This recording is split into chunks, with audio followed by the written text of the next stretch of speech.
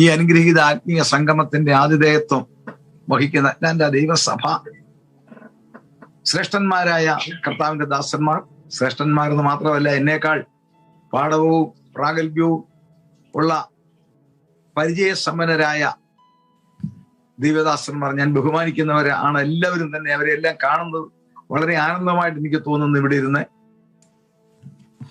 ലോകത്തിന്റെ വിവിധ ഭാഗങ്ങളിൽ പല ടൈം സോണുകളിൽ ഇരുന്ന് ഈ ആത്മീയ സദ്യയിൽ പങ്കുചേരുന്ന സഹോദരി സഹോദരന്മാർ, മനോഹരമായി ഗാനങ്ങൾ പാടുന്ന പ്രിയമുള്ളവർ, തിരുവചന പാരായണത്തിൽ നമ്മളുടെ മുമ്പിൽ നിൽക്കുന്ന ആ ഫാമിലി, ജോറിക്കുട്ടി ബ്രദർ, സിസ്റ്റർ മേരിക്കുട്ടി, നിങ്ങൾക്ക് എല്ലാവർക്കും ധന്യനായ കർത്താവിന്റെ നിസ്തുല്യ നാമത്തിൽ ഒരിക്കൽ കൂടി എന്റെ സ്നേഹവന്ദനം. നമ്മൾ ചിന്തിക്കുന്ന വളരെ ഗഹനമായ ആഴമായ ഒരു വിഷയമാണ്. അതുകൊണ്ട് ഞാൻ പറഞ്ഞ ഒരിക്കൽ കൂടി പറയട്ടെ, സാധാരണ നമ്മളുടെ മീറ്റിങ്ങുകളെക്കാൾ കൂടുതൽ തിരുവചനങ്ങൾ വായിച്ചെങ്കിൽ മാത്രമേ ഇതിന്റെ പൊരുൾ തിരിക്കുവാൻ സാധിക്കത്തുള്ളൂ. വേദപുസ്തകത്തിൽ ഞാൻ ആദ്യമേ പറഞ്ഞതിന് ഒരു പ്രാവശ്യം മാത്രമേ 1000 ആണ്ട് വാഴ്ചയെക്കുറിച്ച് വ്യക്തമായി പറഞ്ഞിട്ടുള്ളൂ, വെളിപ്പാട് 20. ബാക്കിയെല്ലാം അതിന്റെ സൂചനകളാണ്. ഇതിനെ ഒന്നിച്ച് നിരത്തി വെച്ച് പഠിച്ചെങ്കിൽ മാത്രമേ കാര്യങ്ങൾ മനസ്സിലാകത്തുള്ളൂ. അതുകൊണ്ട് വാക്യങ്ങൾ വായിക്കുമ്പോൾ ദയവായി കൂടുതൽ വാക്യങ്ങൾ വായിച്ചു എന്നാരും തെറ്റിദ്ധരിക്കരുത്. ഇത് തെളിയിക്കുക എന്നുള്ളതാണ് എൻ്റെ ചുമതല. ഇന്ന് വരെ ആരും കണ്ടിട്ടില്ലാത്ത ഒരു കാര്യമാണ് ഈ സംഭവം. നമ്മളിങ്ങനെ സാധാരണ നമ്മളെ കർത്താവിന്റെ വരവ്, നിത്യത എന്നെല്ലാം പറയുമെന്നല്ല, അത് ഈ വിഷയത്തിലെ നമ്മൾ അധികം ചർച്ച ചെയ്യാത്തതിനെ കാരണം ഞാൻ വിചാരിക്കുന്നു ഇതിനെക്കുറിച്ച് അധികം വാക്യങ്ങൾ വ്യക്തമായിട്ടില്ലാത്തതിനാൽ അങ്ങോട്ട് ആരും കൈവെക്കുന്നില്ല. എന്നാൽ ഞാൻ ഇതിലേക്ക് പ്രവേശിക്കുവാൻ സ്വർഗം ചെറിയവനായി എനിക്കൊരു കൃപ തന്നു. ഒരുപാട് ദൈവദാസന്മാർ എന്നെ ഇതിൽ പ്രോത്സാഹിപ്പിച്ചിട്ടുണ്ട്. അവരെ ഓർത്ത് ഞാൻ ദൈവത്തെ സ്തുതിക്കുന്നു. അതിൽ പ്രമുഖനായ ഒരാളുടെ മകനാണ് പാസ്റ്റർ മോനി മാത്യു. 1989 ഞാൻ അമേരിക്കയിൽ വന്നപ്പോൾ അദ്ദേഹത്തിന്റെ പിതാവ് മത്തായി പാസ്റ്ററെ ന്യൂയോർക്കുള്ള ചർച്ചിൽ പോയി ശുശ്രൂഷിച്ച ശേഷം എൻ്റെ ഒരു പുസ്തകം അദ്ദേഹത്തിന് ഞാൻ കൊടുത്തു വായിക്കുവാൻ. അത് വായിച്ച ശേഷം അദ്ദേഹം എന്നെ ഫോണിൽ വിളിച്ച് പറഞ്ഞു, പാസ്റ്ററെ ഇതുകൊണ്ട് നിർത്തരുത്, പാസ്റ്റർ അങ്ങ് അനന്തമായിട്ട് എഴുതണമെന്ന് അദ്ദേഹമാണ് ആദ്യമായിട്ട് എന്നോട് പറയുന്നത്.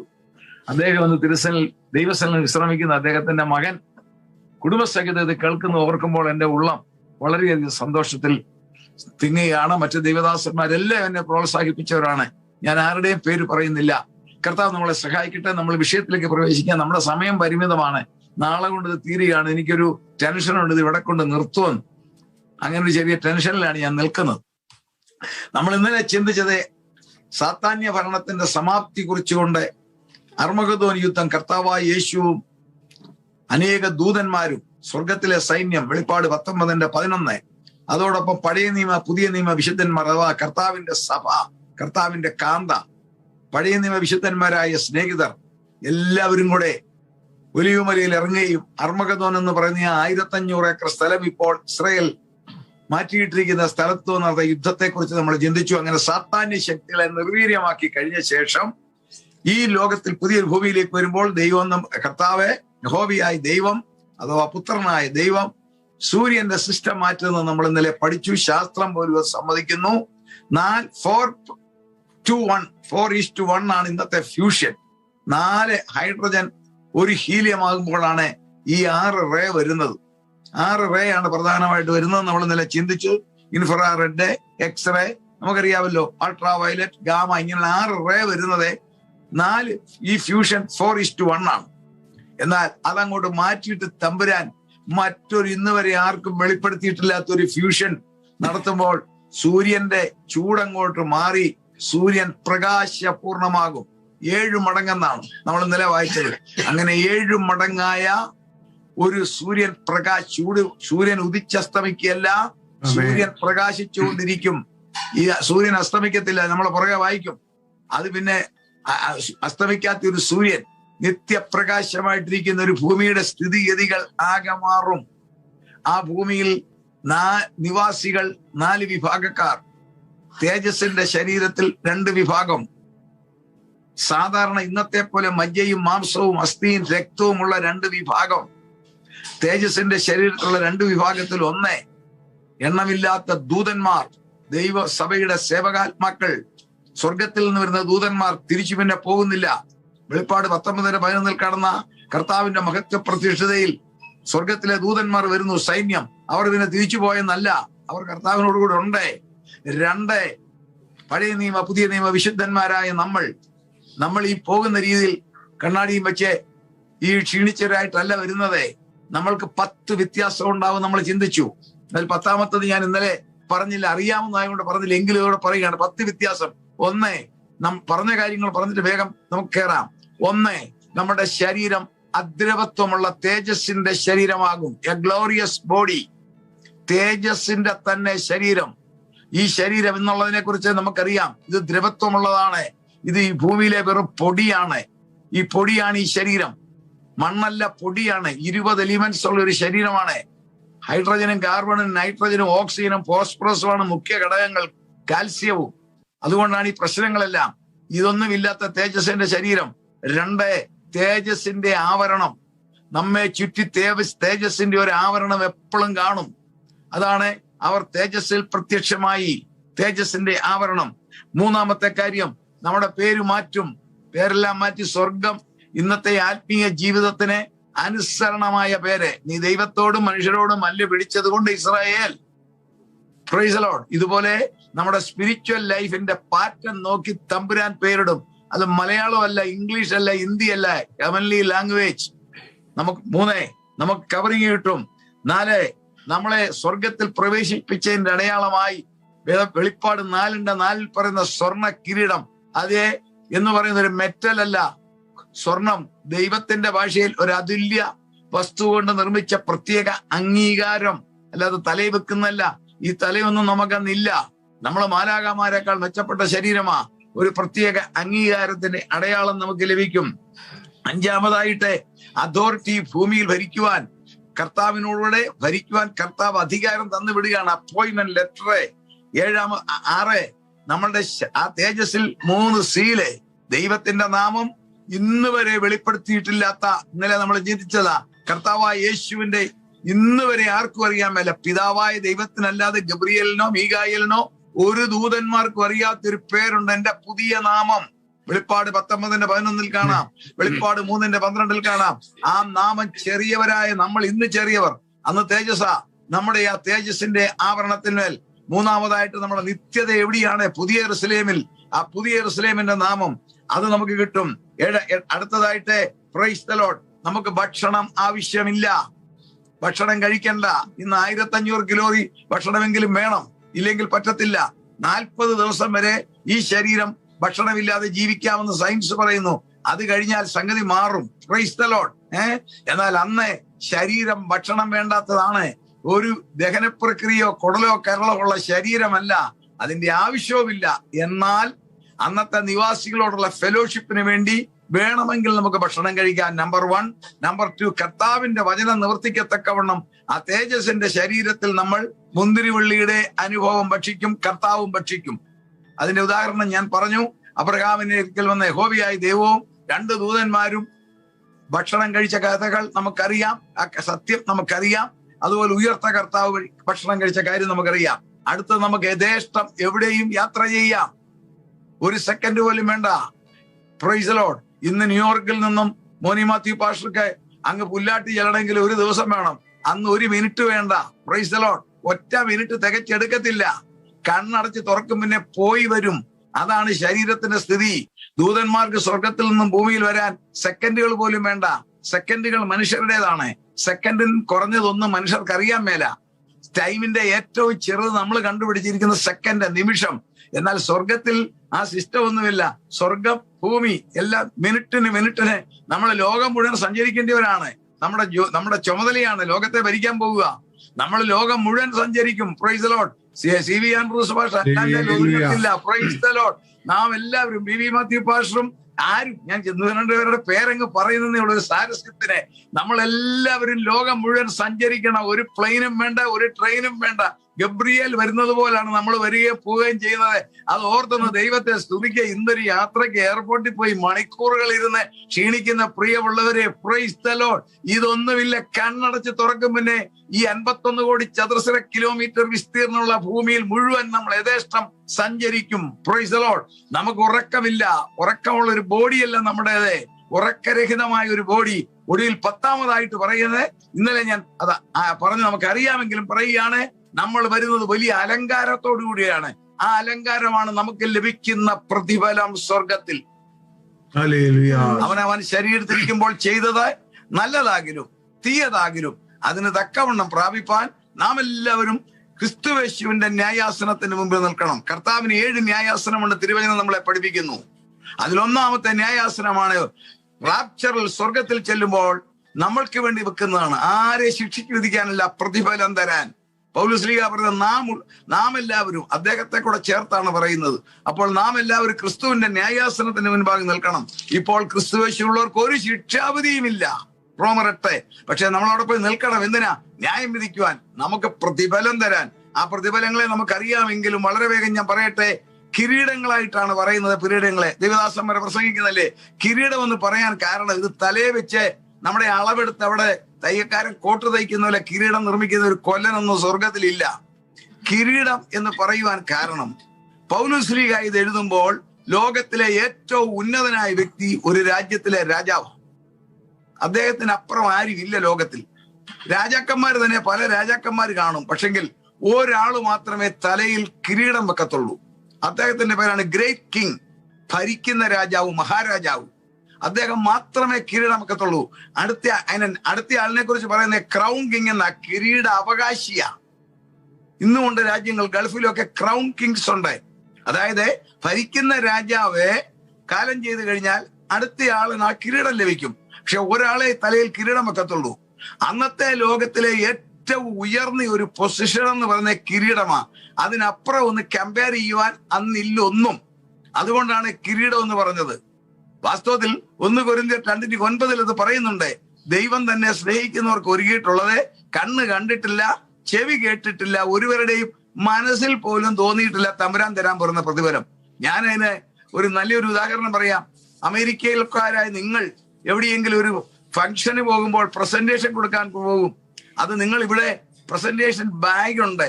കേരളത്തിലോ ഇന്ത്യയിലോ ആണെങ്കിൽ അതിന് പ്രസന്റേഷൻ റാപ്പർ എന്നാ പറയുന്നത്. അല്ലാതെ അവിടുത്തെ ന്യൂസ് പേപ്പർ ചുറ്റിക്കൊണ്ട് അതിന് പ്രസന്റേഷന് പോകത്തില്ല.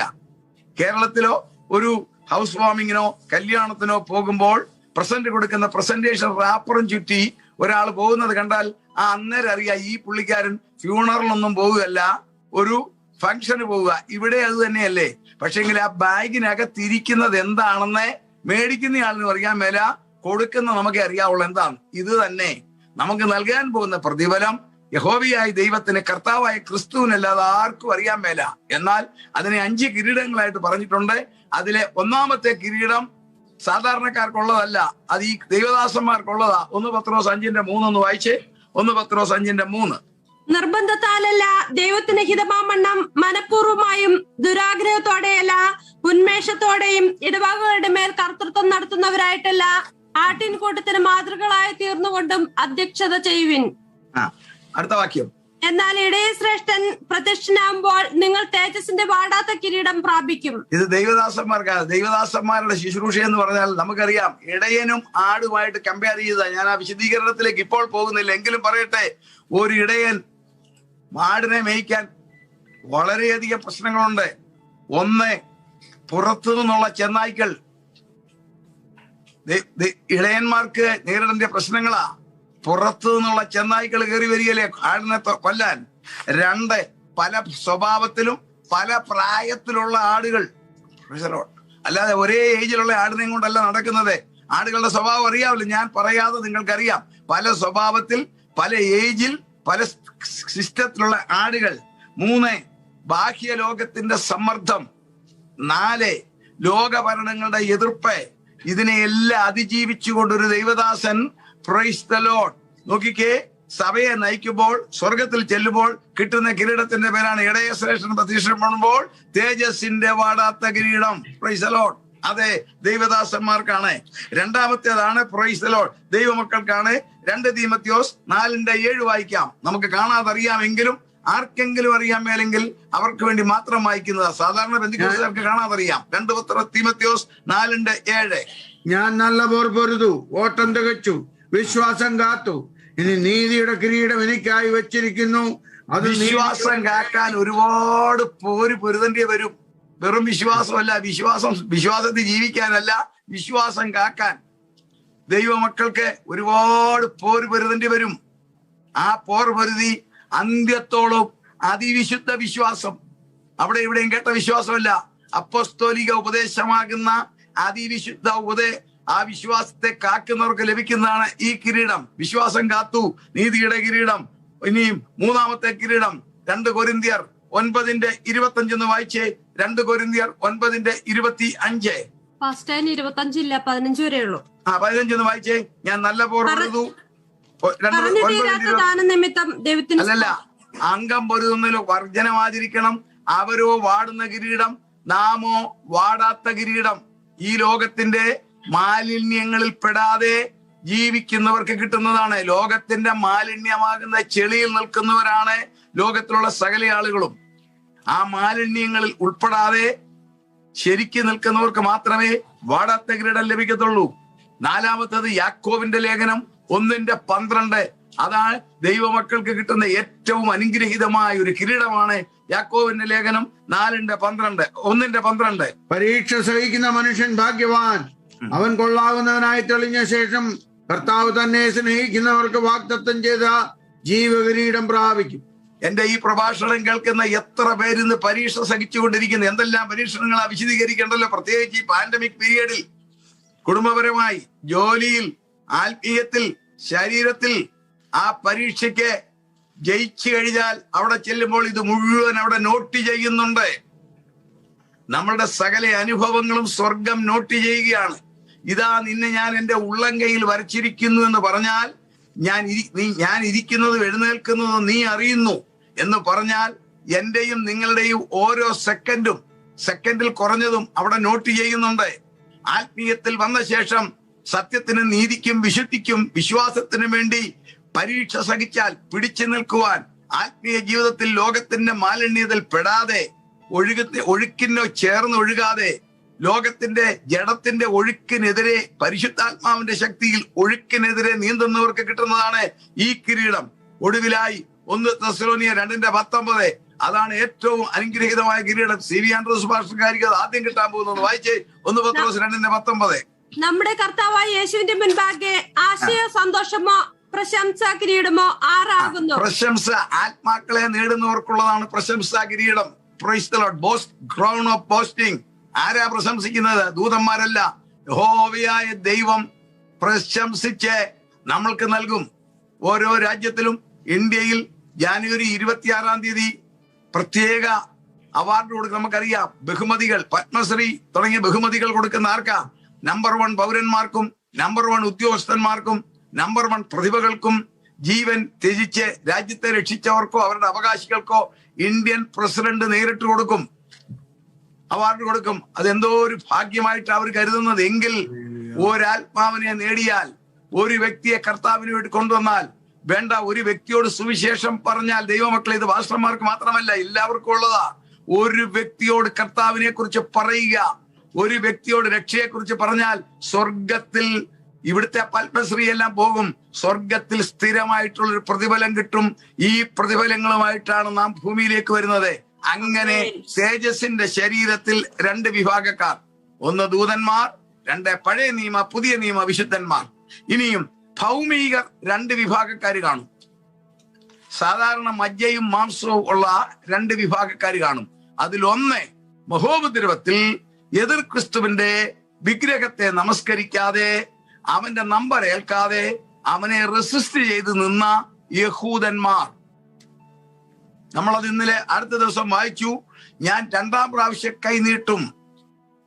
ട്രിബുലേഷണൽ പീരിയഡിൽ പീഡകളാൽ ഇസ്രായേലിന്റെ തെക്കുഭാഗത്തെ അഭയാർത്ഥികളായി ഉടുത്ത വസ്ത്രത്തിന് മറ്റൊരു വസ്ത്രമില്ലാതെ ഓടിപ്പോയ ആ യഹൂദന്മാരെ കർത്താവ് മടക്കി വരുത്തും. നമ്മളത് ചിന്തിച്ചതാ.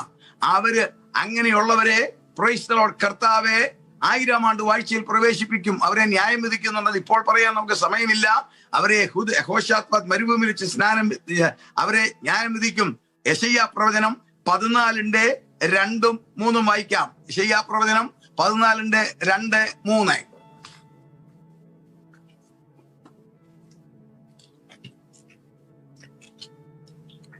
ജാതികൾ അവരെ കൂട്ടി അവരുടെ സ്ഥലത്തേക്ക് കൊണ്ടുവരും. ഇസ്രായേൽ ഗ്രഹം അവരെ യഹോവയുടെ ദേശത്ത് ദാസന്മാരായും ദാസിമാരായും അടക്കിക്കൊള്ളും. തങ്ങളെ ബദ്ധന്മാരാക്കിയവരെ അവർ ബദ്ധന്മാരാക്കുകയും തങ്ങളെ പീഡിപ്പിച്ചവരെ വാഴുകയും ചെയ്യും.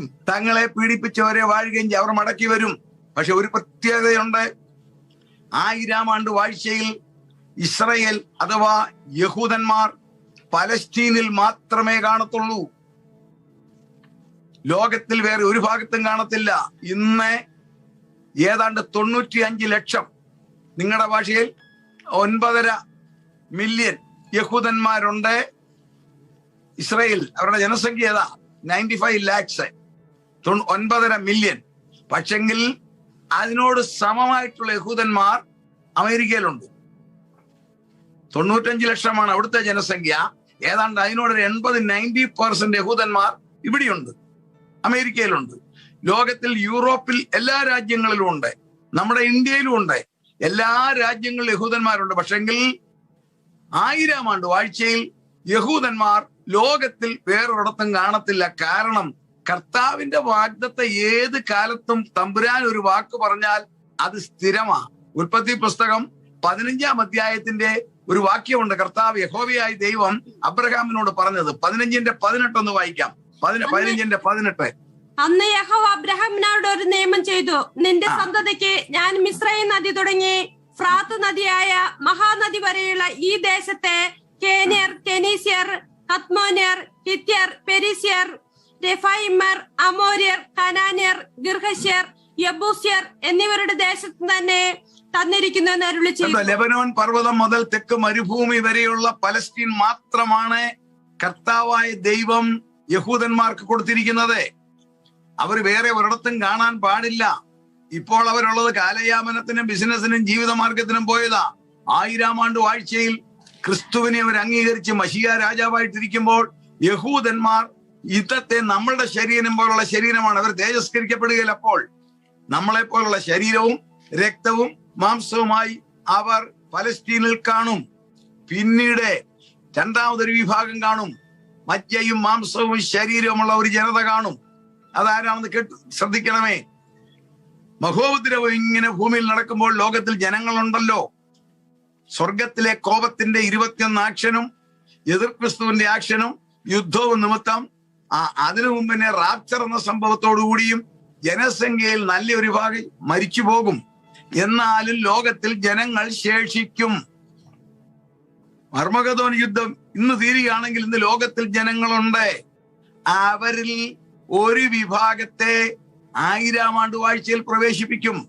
വിശുദ്ധ മത്തായിയുടെ സുവിശേഷം 25-ാം അധ്യായം 31-ാം വാക്യം മുതൽ വേഗം ഒന്ന് വായിക്കാം. കർത്താവായ യേശുവിന്റെ 3-ാമത്തെ ന്യായാസനമാണത്.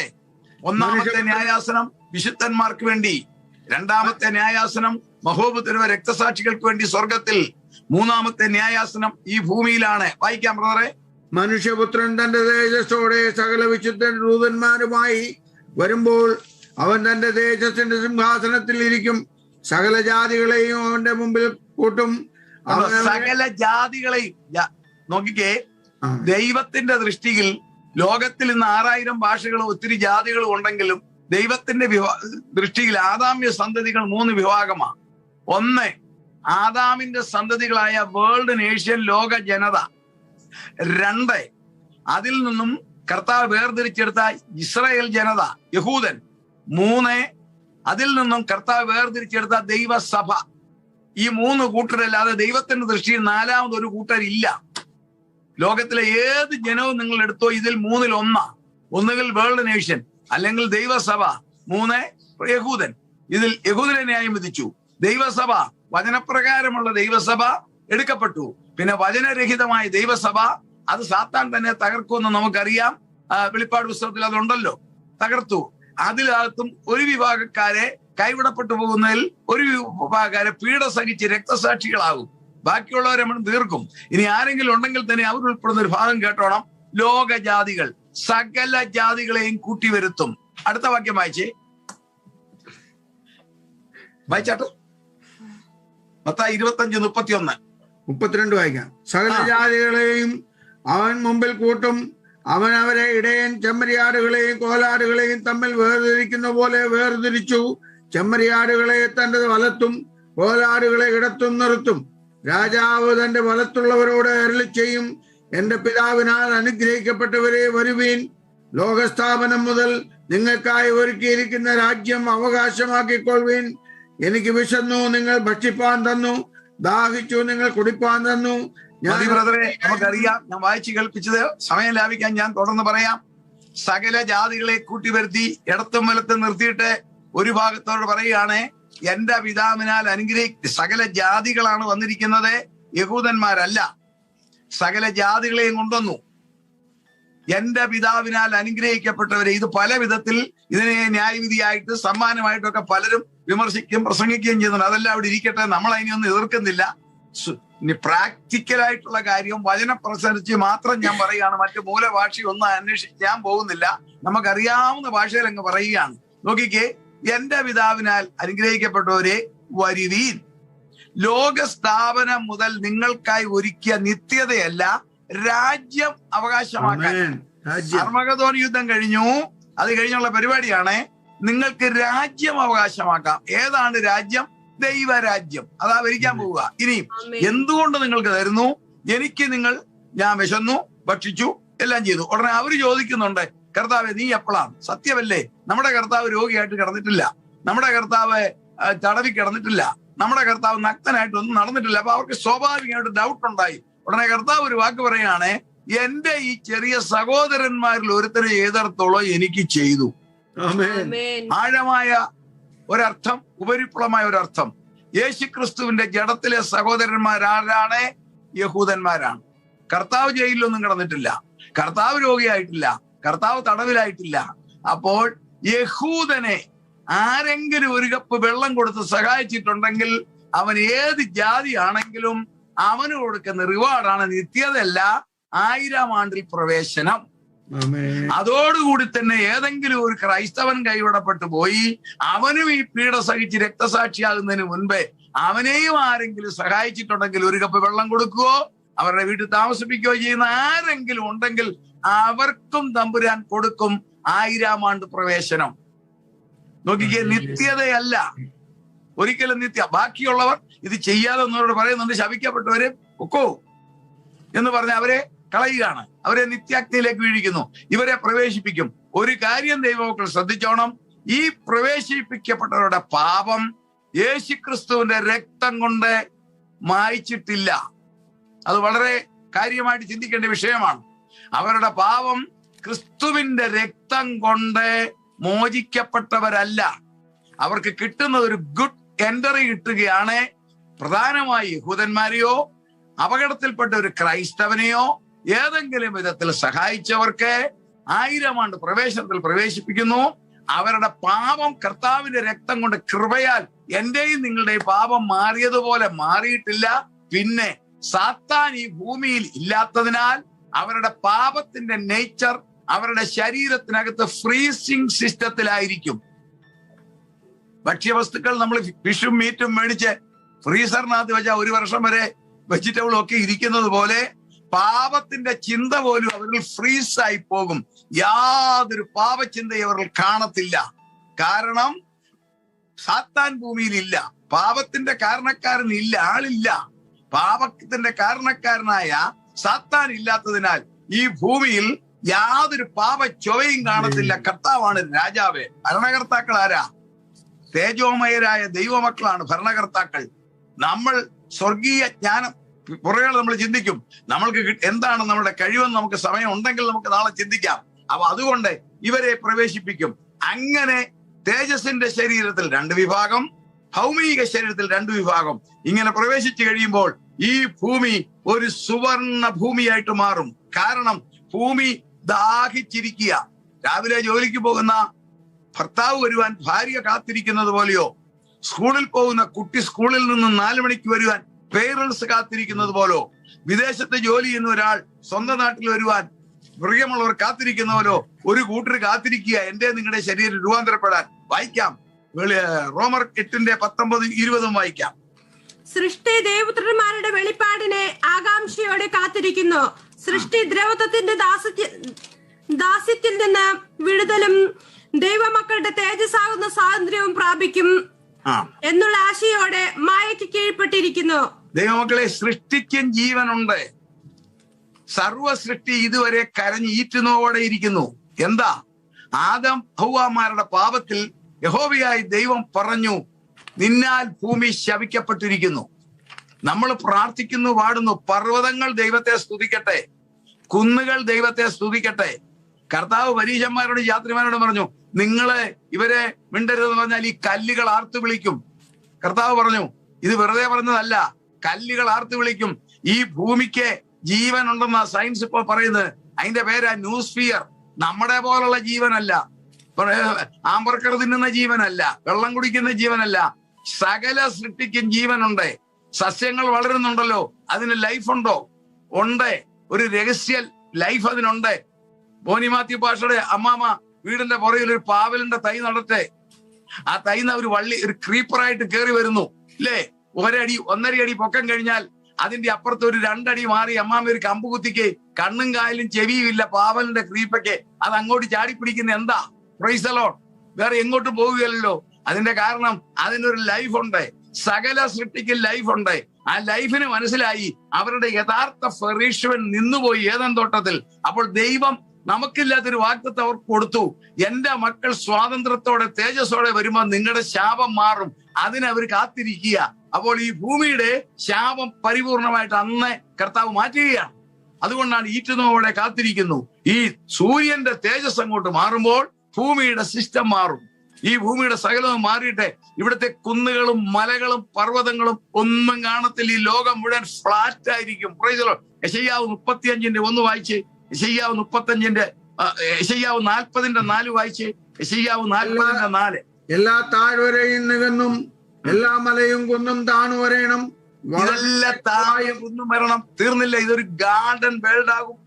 യെശയ്യാവ് 35:1. യെശയ്യാവ് 35:1. മരുഭൂമിയും വരണ്ട നിലവും ആനന്ദിക്കും, നിർജ്ജന പ്രദേശം ഉല്ലസിച്ച് പനിനീർ പുഷ്പം പോലെ പൂക്കും. നോക്കിക്കേ, 2700 വർഷം മുമ്പ് പറഞ്ഞു മരുഭൂമി പൂത്തുല്ലസിക്കും. ആർക്കും? അന്നൊരു സാധാരണക്കാരൻ ഓർക്കുന്ന നടക്കുന്ന കാര്യമാണോ? മരുഭൂമി പൂക്കുവോ? ആർക്കുവോ? മരുഭൂമി കൂടെ പോകാൻ തന്നെ എല്ലാവർക്കും ഭയമാ.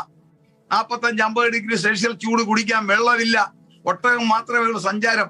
എന്നാൽ അത് ശരിയാണോ? എന്റെ ഈ പ്രഭാഷണം കേൾക്കുന്ന എത്രയോ പേര് ഗൾഫിൽ നിന്ന് വന്നവരാ, ഇല്ലേ? ആ ഗൾഫിൽ ചെന്ന മരുഭൂമി കാണുന്ന മൈലുകൾ ഇപ്പൊ സഞ്ചരിക്കണം. മുഴുവൻ ഗാർഡൻ ആയില്ലേ? ഗൾഫിലെ പട്ടണങ്ങൾ സുന്ദരമായ ഗാർഡൻ ആയില്ലേ? ലോകത്തിലെ മനുഷ്യർ അവരുടെ കയ്യിൽ പണം വന്നപ്പോൾ ബുദ്ധിയുടെ ടെക്നോളജി ഉപയോഗിച്ച് ഇറിഗേഷൻ നടത്തി കടലിലെ വെള്ളം ശുദ്ധീകരിച്ച് ഇറിഗേറ്റ് ചെയ്തപ്പോൾ ഇന്നത്തെ ഈ പാഴ് മരുഭൂമികളെല്ലാം സുന്ദരമായ ഗാർഡൻ ആയത് കാണുന്നവരാണ് നിങ്ങളും ഞാനുമെങ്കിൽ സ്വർഗത്തിലെ ദൈവം ഈ ഭൂമിയുടെ ശാപം അങ്ങോട്ട് മാറ്റി ഇതിന്റെ ആധിപത്യം തന്റെ കാന്തയായ സഭയ്ക്ക് കൊടുക്കുമ്പോൾ ഈ ലോകം മുഴുവൻ ഒരു പൂന്തോട്ടമാകും. Price the Lord. ഈ ലോകം മുഴുവൻ ഒരു ഗാർഡൻ ആകും. എന്താ? തന്റെ മക്കൾക്ക് ഭരിക്കാനുള്ള 1000 ആണ്ട് വാഴ്ച എന്ന് പറഞ്ഞാൽ വെറുതെ ഇരുന്നെങ്കിൽ ഭരിക്കുന്നതല്ല. ദൈവമക്കൾക്ക് ഭരിക്കാനുള്ള സൗകര്യങ്ങൾ തരുന്നതാണ്.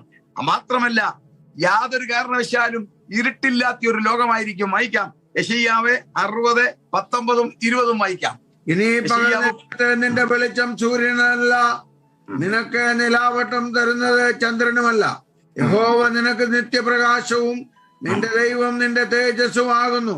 നിന്റെ സൂര്യൻ ഇനി അസ്തമിക്കയില്ല. ഓ പ്രൈസ് ദി ലോർഡ്. നിന്റെ സൂര്യൻ ഇനി അസ്തമിക്കത്തില്ല. നോക്കിക്കേ, ഇന്ന് യഥാർത്ഥത്തിൽ നമ്മൾ സൂര്യൻ അസ്തമിക്കുന്നില്ല. ഭൂമി 1600 കിലോമീറ്ററിൽ ഇങ്ങനെ റൗണ്ട് ചെയ്യുന്നോണ്ടല്ലേ സൂര്യൻ ഇരുട്ടെന്ന് പറയുന്നത്. അന്ന് തമ്പുരാൻ ഇതൊക്കെ അങ്ങ് മാറ്റും. ഭൂമിക്ക് 1600 കിലോമീറ്റർ റൗണ്ട് എല്ലാം കൊടുത്തിരിക്കുന്നത്. ഇവിടെ പ്രൈസ് ദി ലോർഡ് ആകർഷണം ഉണ്ടാകണം, അകത്ത് കത്തണം. അകത്ത് കത്തിക്കഴിഞ്ഞാൽ ഗ്രാവിറ്റി വരണം. ഗ്രാവിറ്റി ഉണ്ടെങ്കിൽ കാര്യങ്ങൾ നിൽക്കത്തുള്ളൂ. 1600 കിലോമീറ്റർ 1000 മൈലിൽ ഈ ഭൂമി കറങ്ങുമ്പോൾ അകത്ത് 6000 ഡിഗ്രി ചൂള പോലെ കത്തുന്നതിന്റെ ആ ശക്തിയോട് ഗ്രാവിറ്റി ഉണ്ടാകുമ്പോൾ ഒരു മാഗ്നറ്റിക് പവർ ഉണ്ടാകുന്നു. ആ മാഗ്നറ്റിക് പവറെ കൊണ്ടാണ് നമ്മൾ ഇങ്ങനെ ഇരിക്കുന്നത്. അല്ലെങ്കിൽ ആ മാഗ്നറ്റിക് പവറിലെ നമ്മളാരും ഇവിടെ ഇരിക്കത്തില്ല, നമ്മളങ്ങ് ആകാശത്തിൽ പൊക്കി പോവുകയല്ലേ. മാഗ്നറ്റിക് പവറാണ് നമ്മളെ ഇരുത്തുന്നത്. ആകാശത്തിന്റെ 4 തട്ടുകൾ വലിച്ചു നിർത്തുന്നത് ഈ മാഗ്നറ്റിക് പവറാ. അന്നിതൊന്നും വേണ്ട. ആകാശ ശോഭയുള്ള ഈ ട്രോപ്പോസ്ഫിയറോ സ്ട്രാറ്റോസ്ഫിയറോ മെസോസ്ഫിയറോ തെർമോസ്ഫിയറോ എക്സോസ്ഫിയറോ അല്ല. അത് സോഡിയവും നൈട്രജനും എല്ലാം ചേർന്ന സംഭവമാണത്. അതെല്ലാം മാറ്റി തമ്പുരാൻ തേജസ്സിന്റെ ഒരു വിധാനം വെച്ചാൽ ഈ ഭൂമി അതിനെ കൺട്രോൾ ചെയ്യണ്ട, അതിനെ കൺട്രോൾ ചെയ്യുന്ന ദൈവമാ. അപ്പോൾ ഈ ഭൂമി ഇങ്ങനെ കറങ്ങിയെടുക്കേണ്ട കാര്യമില്ല. ഇവിടെ കറുത്തഭാവും വെളുത്തഭാവും ഒന്നും വരികയില്ല. രാത്രിയില്ലാത്തൊരു ലോകം. നമ്മള് പാടുകയില്ലേ, രാത്രിയില്ലാത്തൊരു ദേശം. അത് നിത്യതയല്ല. നമ്മുടെ 1000 ആണ്ടിൽ രാത്രിയില്ല, രാത്രിയുടെ ആവശ്യമില്ല. ഇരുട്ട് സാത്താന്റെ മറയാണ്. ഇരുട്ടിന് അധികാരി ഉണ്ടെന്ന തിരുവചനം പറയുന്നത്. ആ സാത്താൻ ഇല്ലാത്തത് കൊണ്ട് രാത്രിയില്ലാത്ത അതിസുന്ദരമായ ഒരു ഭൂമി. ദൈവമക്കൾ ഭരണകർത്താക്കളാകാൻ പോകുന്ന ഭൂമിയുടെ കാര്യമാണ് ഞാൻ പറയുന്നത്. സാധാരണ ഒരു പാർട്ടിക്കാർ ഭരണം ഒഴിയുമ്പോൾ വേറൊരു പാർട്ടിയെ ഏൽപ്പിക്കുമ്പം ഖജനാവ് കാലിയാക്കിയിട്ടേ കൊടുക്കത്തുള്ളൂ. എന്നാൽ നമ്മുടെ കർത്താവ് അങ്ങനല്ല. എല്ലാം അത് നമ്മളൊന്ന് ചെയ്യണ്ട. ഇവിടെ വന്നേ നമ്മളൊന്നും അടിച്ചു നിർത്തണ്ട. നമ്മൾ തമ്പുരാന്റെ കൃപയാൽ കർത്താവിനോട് കൂടെയാണ്, ഇവിടെ വാഴുകയാണ് ദൂതന്മാരോട് ചേർന്ന്. ഈ ഭൂമിയുടെ ഫെർട്ടിലിറ്റിയെ കുറിച്ചുകൂടെ ഒന്ന് പറയണമെന്ന് ഞാൻ ആഗ്രഹിക്കുന്നു. കാരണം ഫെർട്ടിലിറ്റി ഇല്ലാത്തതുകൊണ്ടാണ് ഈ ക്ഷാമവും ദുർഭിക്ഷവും വഴക്കും കലഹവും എല്ലാം. അതെല്ലാം തമ്പുരാൻ മാറ്റാൻ പോവുകയാണ്. ഈ ഭൂമിക്ക് യഥാർത്ഥത്തിലുള്ള റിസൾട്ട് ഇന്ന് കിട്ടുന്നില്ല. ഉൽപ്പത്തി പുസ്തകം 4:12 കർത്താവ് അന്ന് പറഞ്ഞു. ഉൽപ്പത്തി 4:12 വായിച്ചേ. നീ കൃഷി ചെയ്യുമ്പോൾ നിലം ഇനിമേലാൽ തന്റെ വീര്യം നിനക്ക് തരികയില്ല. അന്ന് കർത്താവ് പറഞ്ഞു, നിന്റെ ഭൂമിക്ക് ഒരു വീര്യമുണ്ട്, അത് കിട്ടത്തില്ല. എന്നല്ല മാറാൻ പോവുക. ഒന്നാമത്തെ കാര്യം, കീടങ്ങളെ മുഴുവൻ തമ്പുരാൻ മാറ്റും. മാലാഖി 3:11 പറയുന്നുണ്ട്, ഞാൻ വെട്ടുക്കിളിയെ ശാസിക്കും. അപ്പോൾ കീടങ്ങൾ, പെസ്റ്റ് എന്ന് പറഞ്ഞൊരു സാധനം ഇവിടെ കാണത്തില്ല. അടുത്ത നോക്കിക്കേ, ഈ കൃഷിഫലത്തിൽ 2 കാര്യങ്ങൾ ദൈവമക്കൾ ശ്രദ്ധിക്കണം. ഒന്ന്, നിനക്കിനി ഭൂമി അതിന്റെ വീര്യം തരത്തില്ലെന്ന് പറഞ്ഞ ഭൂമിയിൽ ജോസഫിന്റെ സ്വപ്നപ്രകാരം അവിടെ സുഭിക്ഷത ഈജിപ്തിൽ ഉണ്ടായപ്പോൾ ഈ ശാപം പിടിച്ച ഭൂമിയിൽ ഉണ്ടായ വിളവ് എത്ര ഭയങ്കരമായിരുന്നു ആ തിരുവചനം പഠിപ്പിക്കുന്നത്. ഉൽപ്പത്തി പുസ്തകം 41:47 മുതൽ വായിച്ച്. ഈ ശാപം പിടിച്ച ഭൂമിയാണെന്ന് ഓർക്കണം. ദൈവത്തിന്റെ വാഗ്ദത്തം മാത്രം നിവർത്തിക്കുക. കാരണം ഫറവോൻ കണ്ട സ്വപ്നം തന്റെ മകൻ വെളിപ്പെടുത്തിയപ്പോൾ അത് നിവർത്തിക്കാൻ ചെയ്ത പരിപാടിയാണ് ഉൽപ്പത്തി 41-47. ഈ ശാപം പിടിച്ച ഭൂമിയാണെന്ന് ദൈവമക്കൾ ഓർത്തോണം. അടുത്ത വാക്യം. എന്നാൽ സുഭിക്ഷമായ 7 സംവത്സരവും ദേശം സമൃദ്ധിയായി വിളഞ്ഞു. മിസ്രയീം ദേശത്ത് സുഭിക്ഷത ഉണ്ടായ 7 സംവത്സരത്തിലെ ധാന്യമൊക്കെയും അവൻ ശേഖരിച്ച് പട്ടണങ്ങളിൽ സൂക്ഷിച്ചു. ഓരോ പട്ടണത്തിൽ ചുറ്റുവട്ടത്തുള്ള നിലത്തിലെ ധാന്യം സൂക്ഷിച്ചു. അങ്ങനെ യോസഫ് കടൽക്കരയിലെ മണൽ പോലെ എത്രയും വളരെ ധാന്യം ശേഖരിച്ചു വെച്ചു. അളക്കാൻ കഴിവില്ലാകിയാൽ അളവ് നിർത്തിക്കളഞ്ഞു. അളവില്ല, അളക്കാൻ പറ്റത്തില്ല. Measurement impossible. കാരണം ഇതിങ്ങനെ കുവിഞ്ഞുകൂടിയിരിക്കുക. ഒന്ന് ഭാവനയെ നിങ്ങളൊന്ന്, ഇത് കള്ളക്കഥയല്ലല്ലോ, ബൈബിൾ നടന്ന സംഭവമല്ലേ. അളക്കാനൊക്കത്തില്ല. നെല്ലും വീറ്റും യവവും എല്ലാം കൊണ്ടുവന്ന് കുവിച്ചു കൂട്ടുക. എന്നിന് രണ്ടാമതൊരു അത്ഭുതം, ഇന്ന് നമുക്കറിയാം നമ്മുടെ ഫുഡ് സ്റ്റഫ് എല്ലാം സൂക്ഷിക്കുന്നത് ഫ്യൂമിഗേഷൻ നടത്തി വളരെ കൃത്യതയോടെയാണ് സൂക്ഷിക്കുന്നത്. എല്ലാ രാജ്യങ്ങളിലും അതിനൊരു ഡിപ്പാർട്ട്മെന്റ് തന്നെയുണ്ട്. കീടങ്ങൾ അടിക്കാതിരിക്കാൻ, ഇത് സൂക്ഷിക്കാൻ ഫ്യൂമിഗേറ്റ് ചെയ്ത് വളരെ പണം ചെലവൊക്കെ കെമിക്കൽ സ്പ്രേ ചെയ്ത് അതിന് തക്കൊണ്ട് ഫ്യൂമിഗേറ്റ് ചെയ്ത ഇന്ന്. പക്ഷെ അന്നുണ്ടല്ലോ, ജോസഫ് പണ്ടികശാലി അങ്ങോട്ട് നിർമ്മിച്ചിട്ട് കൊണ്ട് കൂട്ടിയിട്ടിട്ട് അവിടെ നിന്ന് വെളിയിലും കൊണ്ടിട്ടിട്ട് ഒരെണ്ണത്തിനകത്ത് ഒരു കുത്തൽ പിടിച്ചില്ല. കാരണം തമ്പുരാൻ എല്ലാം എന്ത് ചെയ്തു, എല്ലാത്തിനെയും മാറ്റി. അന്നത്തെ ലോകത്തിൽ പ്രൈസ് ദി ലോർഡ്. ഇനിയും തീർന്നില്ല. ഒരു റെക്കോർഡിംഗ് വിളവ് ഞാൻ നിങ്ങളെ കാണിക്കാം. എന്നിട്ട് വേണം സഹസ്രാബ്ദത്തിലെ വിളവ് എങ്ങനെയാണെന്ന് പറയാൻ. ഉൽപ്പത്തി പുസ്തകം 26:12 ഇസ്ഹാക്ക് ദേശത്ത് വിതച്ചു, ആയാണ്ടിൽ 100 മേനി വിളവ് കിട്ടി. യെസ്, നോക്കിക്കേ, ഈ ശാപം പിടിച്ച ഭൂമിയുടെ 2 അവസ്ഥ പറയുക.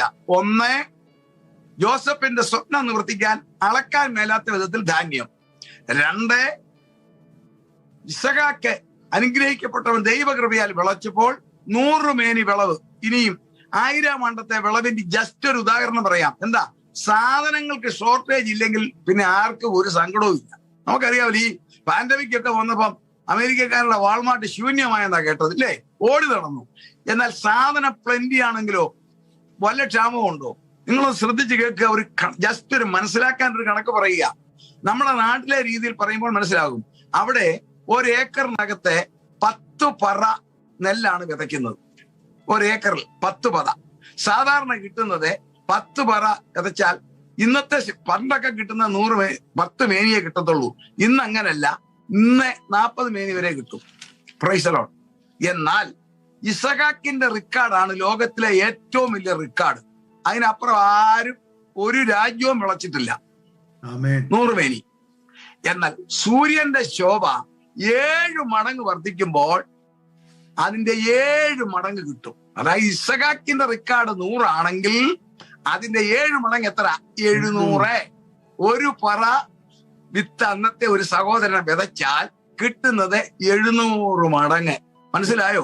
അപ്പൊ ഒരു ഏക്കറിൽ നിന്ന് കിട്ടാൻ പോകുന്ന 28,000 പറയാ ഒരു വർഷം. 4 കൃഷി. ഇന്ന് 3 കൃഷി നടക്കും. അന്ന് വെള്ളപ്പൊക്കവും ഇല്ല, ഒന്നുമില്ല. ഇന്നിപ്പോ കേരളത്തിൽ പകുതി വെള്ളം കയറി, അന്ന് അതൊന്നും ഇല്ല. Price the Lord. അതുകൊണ്ട് ഒറ്റ ഏക്കറിൽ നിന്ന് ഒരു വർഷം 28,000 പറ ധാന്യം. സകല ഫ്രൂട്ട്സും സകലതും അതുപോലെ. 5 അംഗങ്ങളുള്ള ഒരു കുടുംബം 4 നേരം മൂക്കുമുട്ട കഴിച്ചാലും 400 പറ മതി. 26,600 എക്സസാ. സമൃദ്ധി. മനസ്സിലായോ? ഇതാരാ ഭരിക്കുന്നത്? യേശുവിന്റെ രക്തം കൊണ്ട് വീണ്ടെടുക്കപ്പെട്ട് ഇന്ന് അവനെ ആരാധിച്ച് വിശ്വസ്തയോടെ ജീവിക്കുന്നവർ സ്വർഗത്തിൽ നിന്ന് ഭരിക്കാൻ വരുമ്പം തമ്പുരാൻ ചെയ്യുന്ന പരിപാടിയായത്. അതോർത്ത് ഞാൻ ദൈവത്തെ സ്തുതിക്കുന്നു. അതുകൊണ്ടാണ് ഞാൻ പറഞ്ഞത്, ഒന്നിനും യാതൊരു ലോപവുമില്ല. ഇവിടെ ഭരിക്കാൻ പോകുന്നത് ആരാണ്? നമ്മുടെ കർത്താവായ യേശുവാ. അതുകൂടെ നമുക്ക് പറഞ്ഞിട്ട് അടുത്ത വിഷയത്തിലേക്ക് പ്രവേശിക്കണം. യേശുവിന്റെ രാജ്യത്വത്തിന് എത്രയോ വർഷങ്ങൾക്ക് മുമ്പ് പറഞ്ഞ പ്രവചനമാ. നമ്മൾ ഭരണകർത്താക്കൾ മാത്രം. രാജാവ് ക്രിസ്തുവാ. യേശു ജെറുസലേമിൽ ലോകം മുഴുവൻ അവന്റെ ശോഭയിൽ ഇങ്ങനെ നിൽക്കും. യേശു പ്രൈസ് ദി ലോർഡ് ജെറുസലേമിൽ സിംഹാസനത്തിൽ തടി കൊണ്ട് നിർമ്മിച്ച സിംഹാസനമല്ല ഞാൻ പറയുന്നത്.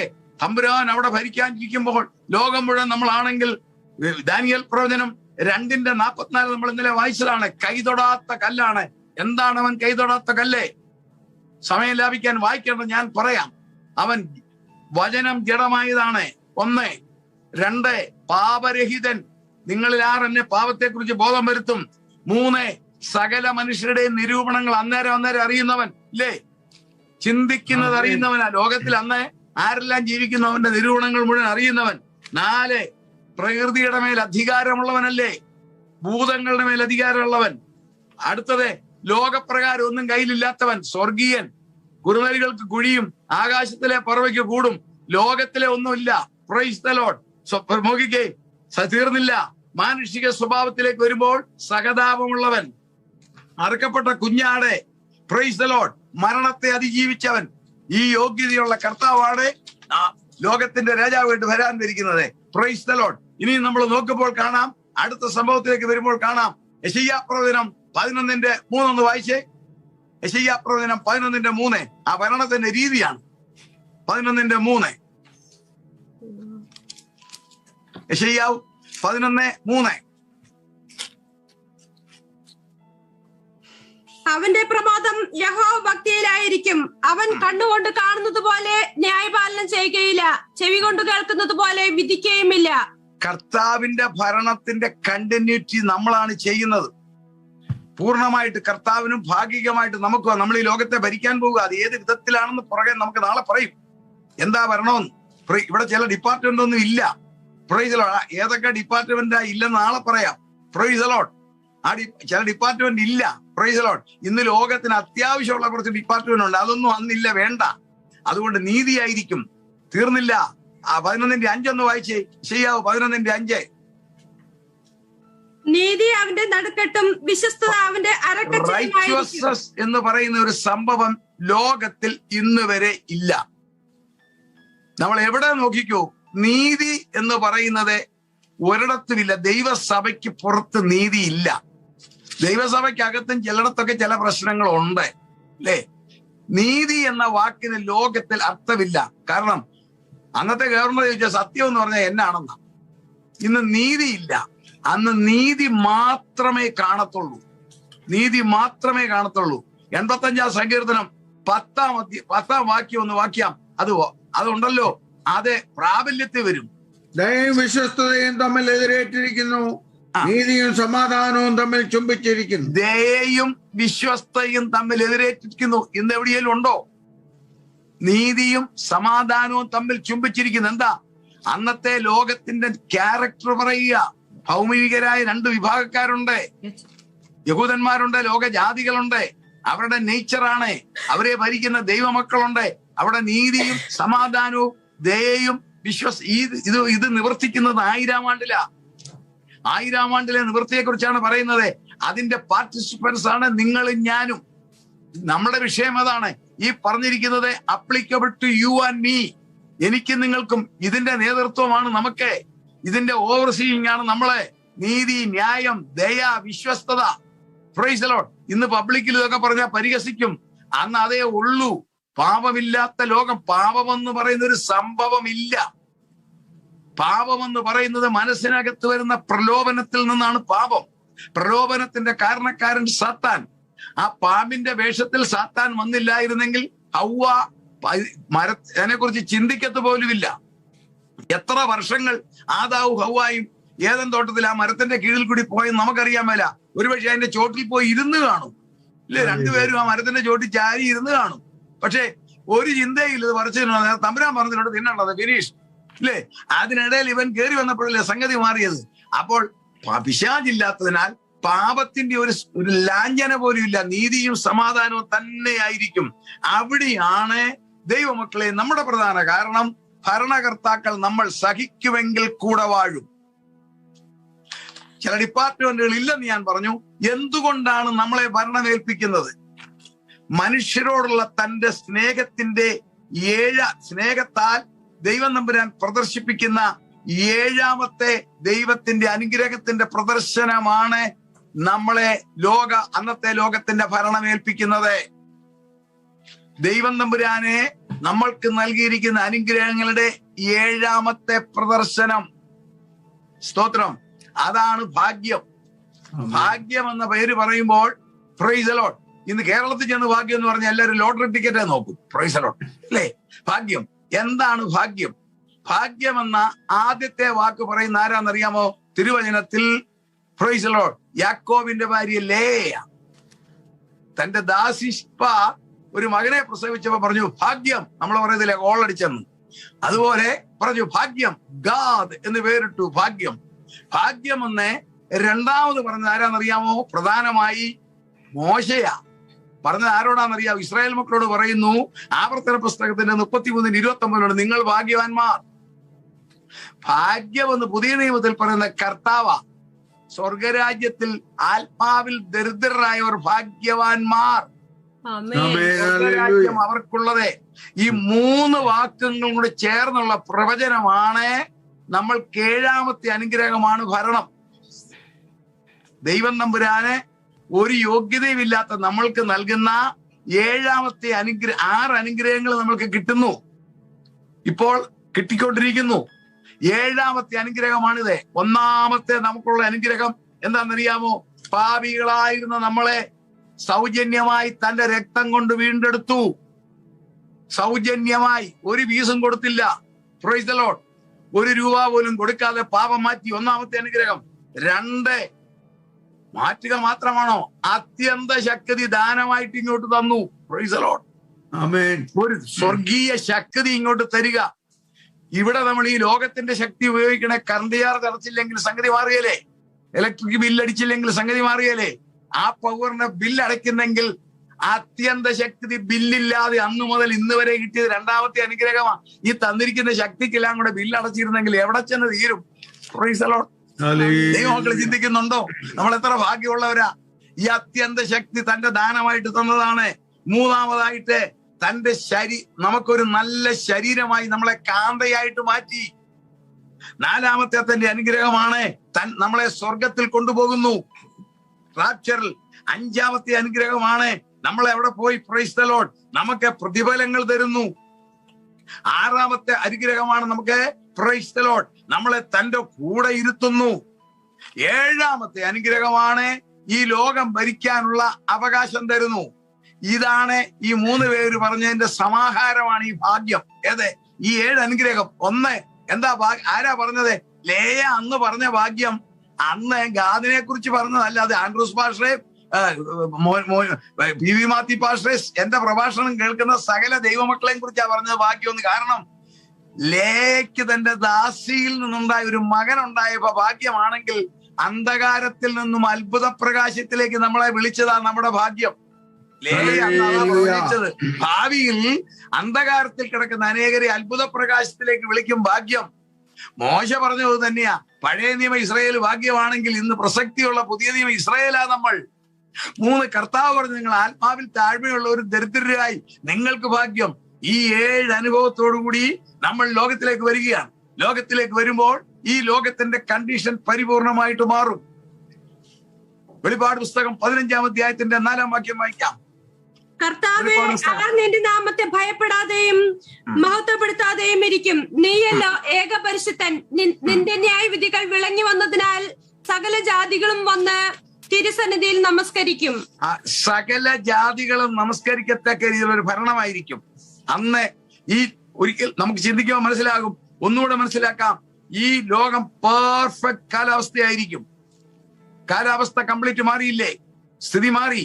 സൂര്യന്റെ ശോഭ 7 മടങ്ങ് വർദ്ധിച്ചു. രാത്രിയില്ല, രോഗാണുക്കളില്ല. ലോകം മുഴുവൻ ഫ്ലാറ്റ് ആക്കും തമ്പുരാൻ. ഇന്ന് ലോകം ഈ ഉയർന്നു നിൽക്കുന്നു, കുന്നും മലകളും, അത് മുഴുവൻ നിരപ്പാകും. ഈ 1600 കിലോമീറ്റർ കറക്കത്തിന്റെ ആവശ്യം വരത്തില്ല. Price the Lord. ഗ്രാവിറ്റിയുടെ ആവശ്യമില്ലാത്ത ഒരു ഭൂമി. കാരണം ഗ്രാവിറ്റി എന്തിനാ? പിടിച്ചു നിർത്താൻ.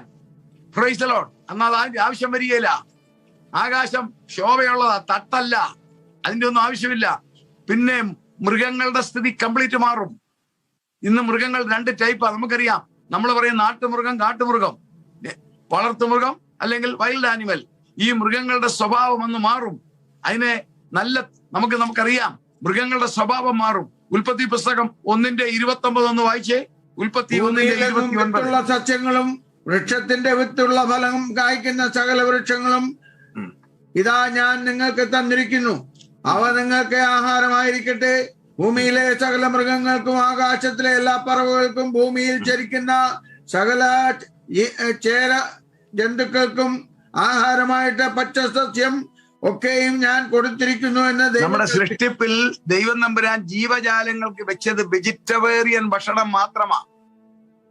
മൃഗങ്ങൾക്കും വെച്ചിരുന്നത് വെജിറ്റേറിയനാ. ഭൂചര ജന്തുക്കൾ, സകല ഭൂചര ജന്തുക്കൾക്കും മൃഗങ്ങൾക്കും വെജിറ്റേറിയൻ, നമുക്കും വെജിറ്റേറിയൻ. ആധുനിക മെഡിക്കൽ സയൻസ് പറയുന്നത് നമ്മുടെ ഇൻഡസ്റ്റൈൻ സിസ്റ്റം വെജിറ്റേറിയൻ ഫുഡിനാണ് ഏറ്റവും അനുകൂലമെന്നാ. നമ്മളെ സൃഷ്ടിച്ചിരിക്കുന്നത് അങ്ങനെയാ. നോൺ വെജിറ്റേറിയൻ വന്നത് പാപം ചെയ്തപ്പോൾ ഒന്ന്. രണ്ടാമത് കാലാവസ്ഥ മാറി. വിന്റർ കൂടിയപ്പോൾ ശരീരത്തിന് കൂടുതൽ ഫാറ്റ് വേണം പിടിച്ചു നിൽക്കാൻ. തണുപ്പ് രാജ്യങ്ങളിൽ, അമേരിക്ക, ഇംഗ്ലണ്ടോ പോലുള്ള തണുപ്പ് രാജ്യങ്ങളിൽ ഫാറ്റ് ഇല്ലെങ്കിൽ പിടിച്ചു നിൽക്കത്തില്ല. തണുപ്പ്. അതിനാണ് നോൺ വെജിറ്റിലേക്ക് മാറിയത്. എന്നാൽ നമ്മുടെ ശരീരത്തിന്റെ യഥാർത്ഥ സിസ്റ്റം വെജിറ്റേറിയൻ ഫുഡാണ്. അപ്പോൾ മൃഗങ്ങളുടെ സ്വഭാവം മാറും. അതിന്റെ തെളിവാണ് നോഹയുടെ പെട്ടകത്തിനകത്ത് 1 വർഷവും 10 ദിവസവും ആനയും കുതിരയും കടുവായും പുലിയും എല്ലാം കിടന്നിട്ട് ഒരു കുഴച്ചിലും കാണിച്ചില്ല. എല്ലാം ആ ഏദൻ തോട്ടത്തിലെ ക്യാരക്ടറിലേക്ക് ദൈവം മാറ്റി. അല്ലെങ്കിൽ ആദ്യമേ സിംഹം നോഹയെ സൂപ്പാക്കിയേനെ. അത് കഴിഞ്ഞ് നോഹയുടെ അമ്മാമയെ തിന്നേനെ, ഇല്ലേ? ഒരാഴ്ച കഴിയുമ്പോൾ 8 എണ്ണത്തിനെ സൂപ്പാക്കും. തമ്പുരാന് അറിയാം. സിംഹത്തെയും പുലിയെയും കടുവായും പിടിച്ചിട്ട് അതിന് ഭക്ഷണം കൊടുക്കുന്ന നോഹയും അമ്മാമയും 3 മക്കളും മരുമക്കളും. Price the Lord. നമ്മുടെ വീട്ടിൽ വളർത്തുന്ന പട്ടിക്ക് കൊടുക്കുന്ന പോലെ രാവിലെ സിംഹത്തിന് കൊണ്ട് ഭക്ഷണം കൊടുക്കുന്ന ആരാ? നോഹയുടെ ഇളയ മോനോ മോന്റെ ഭാര്യയോ. സിംഹം വെച്ചേക്കുവോ? സിംഹത്തിന്റെ ക്യാരക്ടർ മാറ്റിയത് കണ്ടോ ദൈവം? നമുക്കറിയാം. ദാനിയേൽ പ്രവാചകന്റെ പുസ്തകത്തിലില്ലേ, സിംഹത്തിന്റെ ഗുഹയിലുണ്ട് ദാനിയേലിനെ ഇട്ടു. എല്ലാ രാജാവിന് ടെൻഷൻ, എന്നാ പറ്റുമെന്ന്. ദാനിയേലിന് ഒരു ടെൻഷനില്ല. ഗുഹയിലെ തണുപ്പ് മാറാതിരിക്കാൻ സിംഹം താടി ഇങ്ങനെ പൊക്കിക്കൊടുത്തു. ആ രോമത്തിലൂടെ ആശാൻ തലയും വെച്ച് അച്ചായം കിടന്നുറങ്ങി. Price the Lord. എന്താ?